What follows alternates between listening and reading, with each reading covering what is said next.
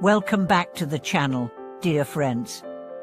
I'm honored you've joined me again today, because what we're about to explore touches one of the most fundamental pillars of spiritual life and human character. The question we're asking is this: how do we balance our words with our actions?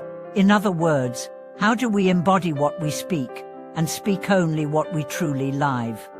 This is not just a philosophical topic. It is deeply practical.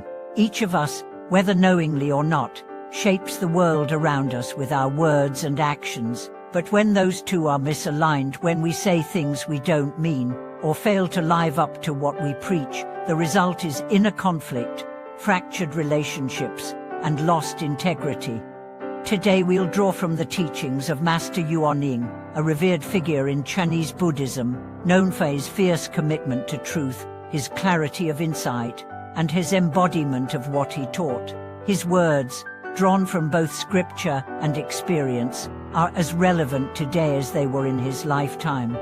Let's begin by reflecting on the essential nature of speech and action. Words are powerful. They can create or destroy. They can inspire revolutions or sow division. A single sentence can heal a wounded heart or fracture a lifelong bond.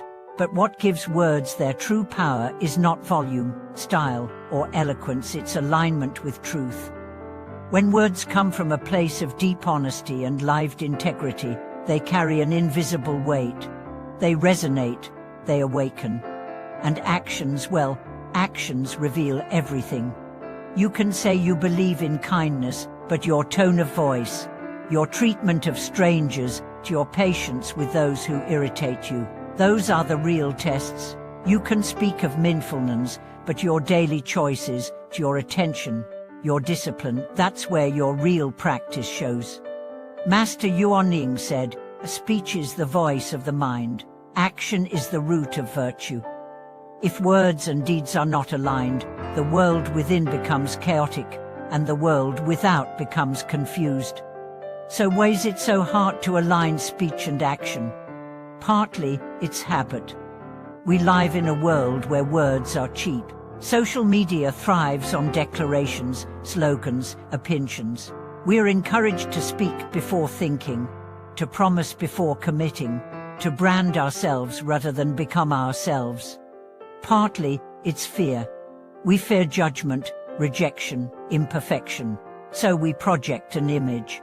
We say what sounds right, even if it's not true. We hide behind words, instead of revealing ourselves through action. And partly, it's ego. The ego loves performance. It loves to appear wise, compassionate, awakened without doing the real work. But here's the truth. Real growth is quiet. It's not about what you say in public. It's about what you do when no one's watching. It's about how you treat people who have nothing to offer you. It's about the consistency between your inner values and your utter life. So how do we begin to align our words and actions? First, by cultivating inner silence. Not just the absence of noise, but the presence of listening. Before you speak, pause. Ask yourself, is this true? Is this kind? Is this necessary? Am I living this, or just saying it? This practice alone can transform relationships. It can prevent arguments, soften defensiveness, and create space for real connection. Second, by committing to daily discipline.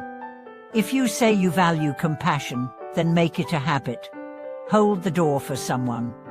Let the car merge in front of you. Listen fully without interrupting. These aren't grand acts, but they're real. They build the bridge between word and deed. Third, by embracing humility. Integrity isn't about being perfect, it's about being honest. If you fall short of your values, admit it, apologize, reflect, try again. That's integrity. That's authenticity. Master Yuan emphasized this deeply. He once wrote, "To preach without practice is like pointing at the moon with a broken finger. Others will see the flaw before the light." This is a humbling reminder. No matter how inspiring our words may be, if our actions contradict them, the world sees the fracture.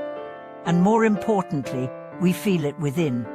But here's the hope: the very moment you choose to live your words, you become whole. Let me share a story. There was a monk who gave brilliant talks. Crowds came from far and wide to hear him. His words were like music, wise, poetic, moving. But in the monastery, he was impatient, dismissive, sometimes cruel. One day, an old janitor approached him after a talk and said, "Your voice is beautiful, but your footsteps are loud." The monk was shaken.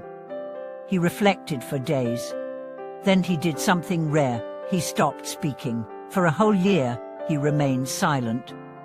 During that time, he focused only on his actions, serving others, meditating, working humbly. When he finally spoke again, his words had changed. They were simpler, fewer, but deeper. They came from live truth, not theory. People noticed. They said, "He says less now, but somehow it means more." That's the power of aligned living. So how can you bring this into your life? Start small. If you speak of honesty, practice it in daily details. Don't exaggerate. Don't hide mistakes. Speak clearly, even when it's hard. If you value kindness, let your body reflect it. Smile, offer help, be gentle with yourself and others. If you claim to seek peace, then live peacefully. Watch how you drive, how you eat, how you respond to frustration. And if you fail, don't despair. The journey to alignment is not straight. It's full of detours, stumbles, and reboots, but every honest step counts. Master Ying also spoke of the danger of empty talk in spiritual life.